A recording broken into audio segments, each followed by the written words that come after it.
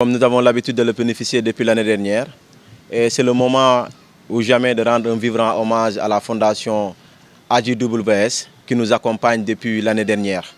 Sur tout ce que nous faisons, cette fondation est là debout pour nous accompagner afin de pouvoir réussir nos activités. Aujourd'hui, ça fait partie des activités qu'on a menées depuis l'année dernière. C'est juste un enchaînement d'activités. Cette année, on a 3 activités à mener, 3 formations et une autre activité de terrain.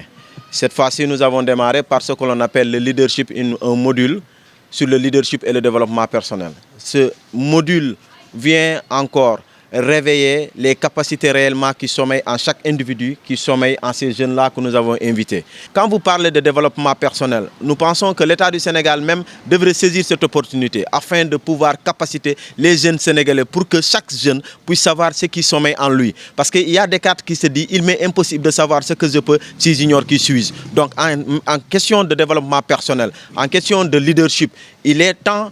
Et on vous montre ce qui est en vous, ce que vous êtes capable de faire. On réveille vos capacités, vos compétences, ce qui est votre capacité, ce dont vous êtes capable de faire, ce qui est en votre capacité, ce qui est à votre possession d'ailleurs. C'est ce qui fait que nous pensons que le moment est venu pour capaciter. Et je vois que beaucoup d'organisations sont en train de faire, mais nous pensons que c'est minime par rapport à ce que les gens peuvent faire.